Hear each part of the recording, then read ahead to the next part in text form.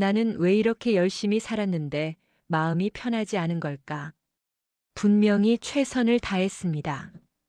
아침 일찍 일어나 하루를 시작하고 가족을 위해 몸을 아끼지 않았고 일에서도 관계에서도 늘 뭔가를 더 해야 한다는 마음으로 살아왔습니다. 그런데 어느 날 문득 돌아보면 피곤하기만 하고 뭔가 허전한 느낌이 드는 겁니다. 그 느낌 참 낯설면서도 외롭습니다. 많은 분들이 그 허전함을 채우려고 또 무언가를 합니다. 더 바쁘게 움직이고 더 많이 걱정하고 더 꼭 쥐려고 합니다.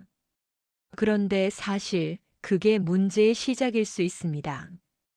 우리는 오랫동안 열심히 하면 된다는 말을 믿으며 살아왔습니다. 노력하면 이루어진다고, 포기하면 지는 거라고, 쉬는 건 게으른 거라고 배웠습니다. 하지만 인생을 조금 더 살아보면 알게 됩니다. 모든 것에는 다 때가 있다는 것을. 씨앗은 심는 때가 있고, 꽃은 피는 때가 있고, 열매는 거두는 때가 있습니다. 그리고 쉬어야 하는 때도 분명히 있습니다. 그 때를 무시하고 억지로 밀어붙이면 결국 꺾이는 건 내 마음입니다. 오늘 이 이야기는 지쳐있는 분들을 위한 이야기입니다. 더 잘해야 한다는 압박에 짓눌린 분들, 내려놓고 싶은데 어떻게 해야 할지 모르겠다는 분들, 그리고 지금 이 순간 왠지 모르게 마음이 무거운 분들께 드리는 이야기입니다. 삶은 꼭 쥐어야만 내 것이 되는 게 아닙니다. 때로는 손을 펼칠 때 더 많은 것이 손 안에 들어옵니다. 내려놓는다는 것, 그것은 포기가 아닙니다.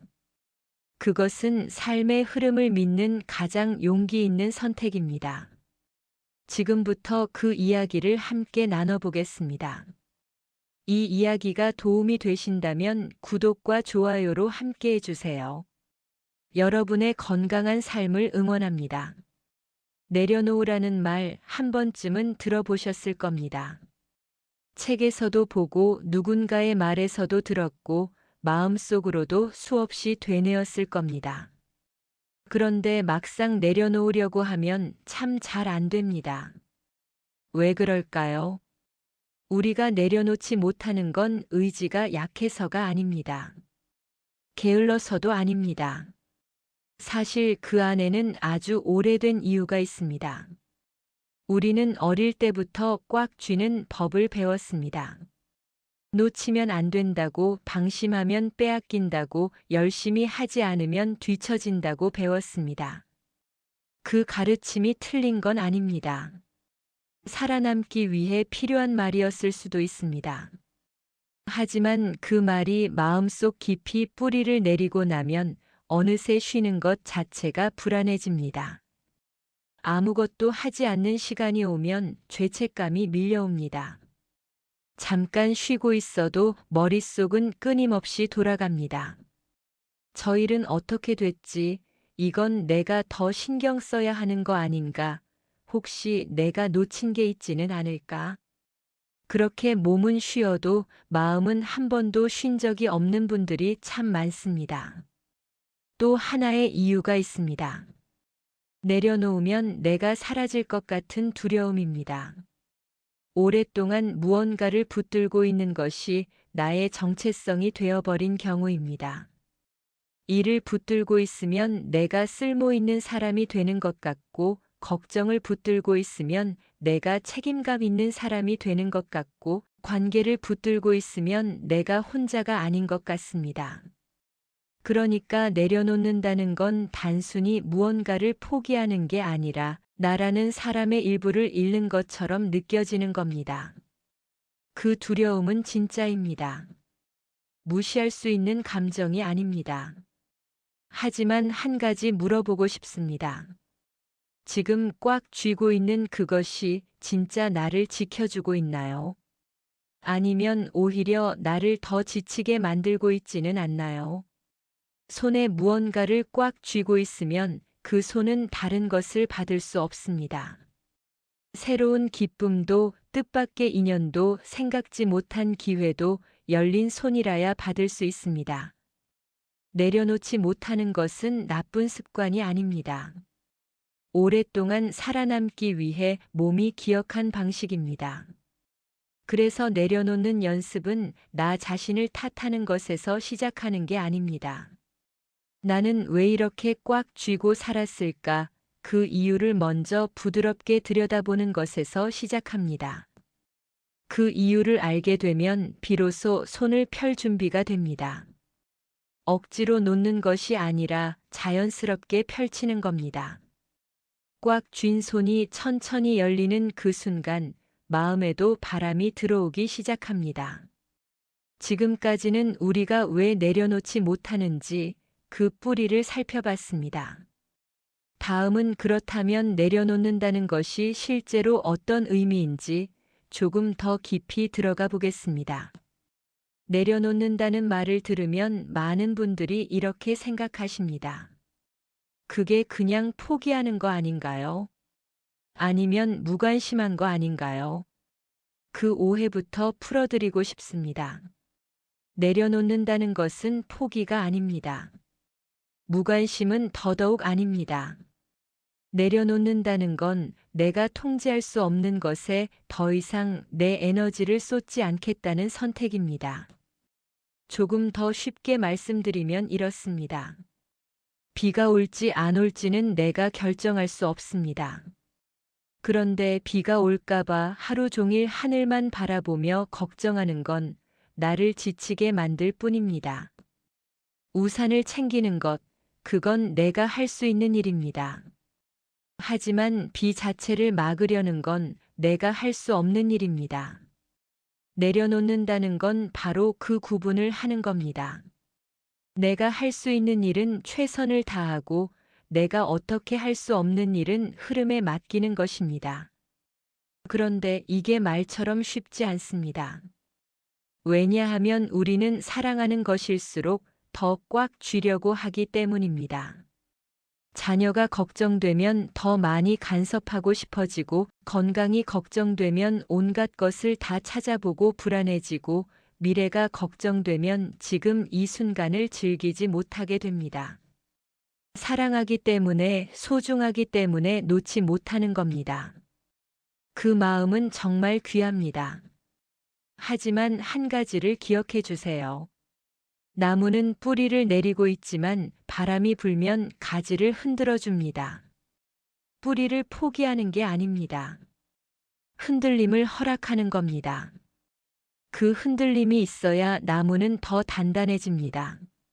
내려놓는 것도 그와 같습니다. 소중한 것을 놓아버리는 게 아니라 소중한 것이 스스로 자랄 수 있도록 공간을 만들어주는 겁니다. 자녀가 스스로 결정할 수 있도록, 관계가 자연스럽게 흘러갈 수 있도록, 내 몸이 스스로 회복할 수 있도록 조금 물러서는 겁니다.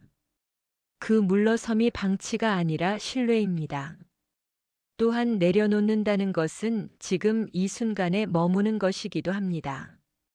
우리가 가장 많이 에너지를 쓰는 곳이 어디인지 아십니까? 바로 이미 지나간 과거와 아직 오지 않은 미래입니다. 그때 왜 그랬을까? 그때 다르게 했더라면 앞으로 어떻게 되면 어쩌지? 혹시 잘못되는 건 아닐까? 마음은 항상 과거와 미래 사이를 오가며 지칩니다. 그런데 실제로 우리가 살고 있는 시간은 지금 이 순간뿐입니다. 지금 이 순간을 충분히 느끼는 것, 지금 마시는 차 한 잔의 온기를 느끼는 것, 지금 창밖으로 들어오는 햇살을 바라보는 것, 그것이 내려놓음의 시작입니다. 거창한 결심이 필요한 게 아닙니다. 지금 이 순간으로 돌아오는 연습, 그것만으로도 마음은 조금씩 가벼워집니다. 내려놓는다는 것은 약한 사람이 하는 게 아닙니다. 오히려 삶의 흐름을 이해하고 자신을 깊이 아끼는 사람이 선택하는 방식입니다. 지금까지 내려놓음이 무엇인지 그 의미를 살펴봤습니다. 다음은 그렇다면 실제 삶 속에서 여유를 찾는 것이 왜 이토록 중요한지 함께 이야기해 보겠습니다. 여유롭게 산다고 하면 어떤 이미지가 떠오르십니까? 한가하게 시간을 보내는 모습, 아무것도 하지 않는 모습, 혹은 걱정 없이 사는 특별한 사람들의 이야기처럼 느껴지시나요? 많은 분들이 여유를 사치라고 생각합니다. 바쁘게 살아야 성실한 것이고 쉬면 뒤처지는 것 같고 여유를 부리면 어딘가 게으른 것 같은 느낌이 드는 겁니다. 그런데 그 생각이 사실은 우리를 가장 많이 지치게 만드는 생각입니다. 여유는 사치가 아닙니다. 여유는 우리가 계속 살아가기 위해 반드시 필요한 것입니다. 조금 다른 방식으로 생각해 보겠습니다. 휴대폰 배터리가 1% 남았을 때 그 상태로 계속 쓰려고 하면 어떻게 됩니까? 금방 꺼져버립니다. 사람도 마찬가지입니다. 마음의 배터리가 바닥난 상태에서 계속 무언가를 하려고 하면 몸도 마음도 결국 멈춰버립니다. 번아웃이라고 부르는 그 상태, 아무것도 하기 싫고 아무것도 느껴지지 않는 그 무기력함이 바로 배터리가 완전히 방전된 신호입니다. 여유는 그 배터리를 충전하는 시간입니다. 충전 없이는 아무리 좋은 기계도 작동하지 않듯 여유 없이는 아무리 강한 사람도 오래 버티기 어렵습니다. 그런데 여유를 갖는다는 게 꼭 긴 휴가를 떠나거나 특별한 무언가를 해야 한다는 뜻이 아닙니다. 여유는 아주 작은 것에서 시작됩니다. 아침에 일어나 잠깐 창밖을 바라보는 것, 밥을 먹으면서 오로지 그 맛에만 집중하는 것, 산책을 하면서 발바닥에 닿는 땅의 느낌을 느끼는 것, 그런 작고 사소한 순간들이 모여 여유가 됩니다. 여유는 시간의 양이 아니라 마음의 태도입니다. 바쁜 하루 중에도 잠깐 숨을 고르는 사람과 아무리 시간이 많아도 항상 마음이 쫓기는 사람은 전혀 다른 삶을 삽니다. 그 차이는 얼마나 많은 시간을 가졌느냐가 아니라 지금 이 순간을 어떻게 대하느냐에서 옵니다. 또한 여유는 관계에도 영향을 줍니다. 마음이 쫓기고 여유가 없을 때 우리는 주변 사람들에게 날카로워집니다. 작은 말에도 상처받고 작은 실수에도 예민해지고 사랑하는 사람에게도 퉁명스럽게 대하게 됩니다. 그런데 마음에 여유가 생기면 같은 상황도 다르게 보입니다. 아이의 실수도 웃으며 넘길 수 있고 불편한 말도 조금 더 너그럽게 들을 수 있고 오랜 친구의 연락에도 반갑게 답할 수 있게 됩니다. 여유는 나만을 위한 게 아닙니다. 내 곁에 있는 사람들을 더 따뜻하게 대할 수 있게 해주는 힘이기도 합니다. 삶을 잘 산다는 것은 많이 이루는 것만이 아닙니다. 충분히 쉬고 충분히 느끼고 충분히 나눌 수 있는 것, 그것이 진짜 잘 사는 삶에 가깝습니다. 여유는 그 삶을 가능하게 해주는 토대입니다. 지금까지 여유가 왜 우리 삶에서 선택이 아닌 필수인지 살펴봤습니다. 다음은 그렇다면 실제로 내려놓음과 여유를 삶 속에서 어떻게 실천할 수 있는지 구체적인 방법으로 이어가겠습니다. 내려놓음과 여유가 중요하다는 건 이제 충분히 느끼셨을 겁니다. 그런데 막상 실천하려고 하면 어디서부터 시작해야 할지 막막할 수 있습니다. 거창한 변화가 필요한 게 아닙니다. 아주 작은 것부터 오늘 당장 시작할 수 있는 것들이 있습니다. 첫 번째는 하루에 한 번 아무것도 하지 않는 시간을 만드는 겁니다. 딱 5분이면 됩니다. 휴대폰도 내려놓고 텔레비전도 끄고 그냥 가만히 앉아 있는 겁니다. 처음에는 그 5분이 굉장히 불편하게 느껴질 수 있습니다. 뭔가 해야 할 것 같은 느낌, 시간을 낭비하는 것 같은 느낌이 밀려올 수 있습니다. 그런데 그 불편함을 그냥 바라보는 겁니다. 도망가지 않고 억지로 없애려 하지 않고 그냥 느끼는 겁니다. 그 5분이 쌓이다 보면 어느 순간 그 고요함이 편안하게 느껴지기 시작합니다. 두 번째는 걱정 목록을 써보는 겁니다. 지금 마음을 무겁게 하는 걱정들을 종이에 적어보세요. 그리고 그 옆에 딱 두 가지를 구분해서 적어보는 겁니다. 내가 할 수 있는 것, 그리고 내가 어떻게 할 수 없는 것. 내가 할 수 있는 것은 행동으로 옮기면 됩니다. 그런데 내가 어떻게 할 수 없는 것들은 그 걱정을 붙들고 있어도 달라지는 게 없습니다. 그 사실을 눈으로 직접 확인하는 것만으로도 마음이 조금 가벼워집니다. 적혀 있는 걱정들을 바라보면서 이렇게 말해보세요. 이건 내가 할 수 없는 일이야. 그러니 이건 내려놓아도 괜찮아. 소리내어 말하는 것이 훨씬 효과적입니다. 세 번째는 하루에 한 가지, 나를 위한 작은 즐거움을 챙기는 겁니다. 거창한 것이 아니어도 됩니다. 좋아하는 음악을 듣는 것, 따뜻한 차 한 잔을 천천히 마시는 것, 잠깐 바깥 공기를 마시며 걷는 것. 그 작은 즐거움이 하루를 버티게 해주는 힘이 됩니다.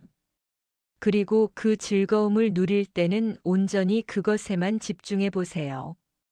차를 마시면서 다른 생각을 하지 말고 오로지 그 따뜻함과 향에만 머무는 겁니다.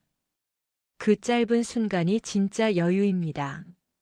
네 번째는 완벽하지 않아도 괜찮다고 스스로에게 허락해 주는 겁니다.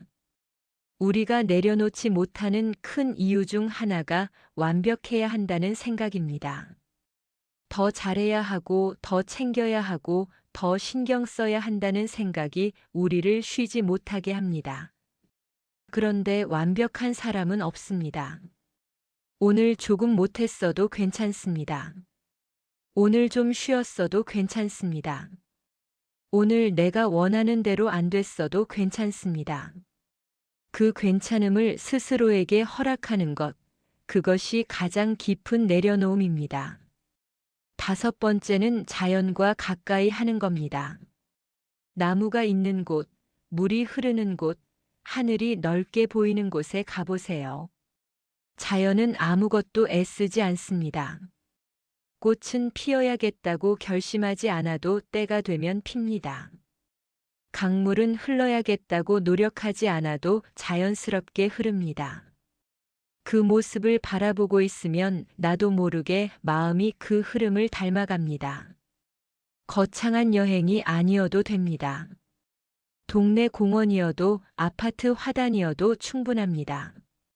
잠깐이라도 자연 안에 있는 것만으로 마음은 달라집니다. 지금까지 내려놓음과 여유를 실제 삶에서 실천하는 방법들을 살펴봤습니다. 다음은 이 모든 것을 마음에 새기며 오늘 이후의 삶을 어떻게 바라볼지 함께 마무리해 보겠습니다. 여기까지 함께 해주셔서 감사합니다. 내려놓음과 여유에 대해 이야기를 나눠왔는데 마지막으로 가장 중요한 이야기를 드리고 싶습니다. 살면서 우리는 참 많은 것을 붙들고 살아왔습니다. 일도, 관계도, 걱정도, 기대도, 후회도 그 모든 것을 가슴에 안고 여기까지 왔습니다. 그 무게가 얼마나 무거웠을지, 그 길이 얼마나 힘들었을지 충분히 압니다. 그런데 오늘 이 자리에서 한 가지만 기억해 주셨으면 합니다. 모든 것이 다 때가 있습니다. 봄이 오면 꽃이 피고 여름이 지나면 가을이 옵니다. 씨앗을 심은 날과 열매를 거두는 날 사이에는 반드시 기다림의 시간이 있습니다. 그 기다림을 조급하게 여기며 땅을 파헤치면 뿌리는 자라지 못합니다. 우리 삶도 마찬가지입니다. 무언가가 아직 이루어지지 않았다면 아직 때가 되지 않은 것일 수 있습니다. 내가 부족해서가 아닙니다. 내가 잘못한 것이 아닐 수도 있습니다. 그저 아직 그 시간이 오지 않은 것입니다. 그 사실을 받아들이는 순간 마음에 이상한 평화가 찾아옵니다. 조급함이 조금 줄어들고 지금 이 순간이 조금 더 선명하게 보이기 시작합니다. 또한 너무 애쓰지 않아도 됩니다. 애쓴다는 것은 아름다운 일입니다. 최선을 다하는 것은 분명히 가치 있는 일입니다. 하지만 그 애씀이 나를 갉아먹을 만큼 커져버리면 그건 더 이상 열심히 사는 게 아닙니다. 그건 나를 소모하는 겁니다. 진짜 잘 산다는 것은 나를 잃지 않으면서 살아가는 겁니다. 내 몸의 신호를 듣고 내 마음의 목소리를 존중하고 때로는 멈춰서 숨을 고르는 것, 그것이 오히려 더 멀리 갈 수 있는 방법입니다. 단거리 달리기를 하듯 전력으로만 달리면 마라톤은 완주할 수 없습니다. 인생은 마라톤입니다. 페이스를 조절하고 중간에 물도 마시고 경치도 바라보면서 달려야 합니다. 그 여유가 있어야 끝까지 갈 수 있습니다. 오늘 이 영상을 보고 계신 여러분께 드리고 싶은 말이 있습니다. 지금 많이 지쳐 있다면 잠깐 멈춰도 됩니다. 지금 너무 무겁다면 조금 내려놓아도 됩니다. 지금 잘 안 풀린다면 아직 때가 아닌 것일 수 있습니다. 그러니 자신을 너무 몰아세우지 마세요. 당신은 지금까지 정말 열심히 살아왔습니다. 그것만으로도 충분합니다. 내려놓는다고 해서 삶이 무너지지 않습니다. 오히려 내려놓는 순간 삶은 더 가볍고 더 자유로워집니다. 손을 펼치면 바람이 느껴지듯 마음을 열면 새로운 것들이 들어옵니다. 여유는 멀리 있지 않습니다. 바로 지금 이 순간 숨을 한 번 깊게 들이쉬는 것에서 시작됩니다. 천천히 숨을 들이쉬고 천천히 내쉬어 보세요. 그 숨 안에 이미 여유가 있습니다. 모든 것이 다 때가 있는 법입니다. 지금은 내려놓을 때입니다. 지금은 쉬어도 될 때입니다. 지금은 나를 아껴도 될 때입니다. 여러분의 삶이 조금 더 가벼워지길, 조금 더 따뜻해지길 진심으로 응원합니다. 이 이야기가 도움이 되셨다면 구독과 좋아요로 함께 해주세요. 여러분의 건강한 삶을 응원합니다.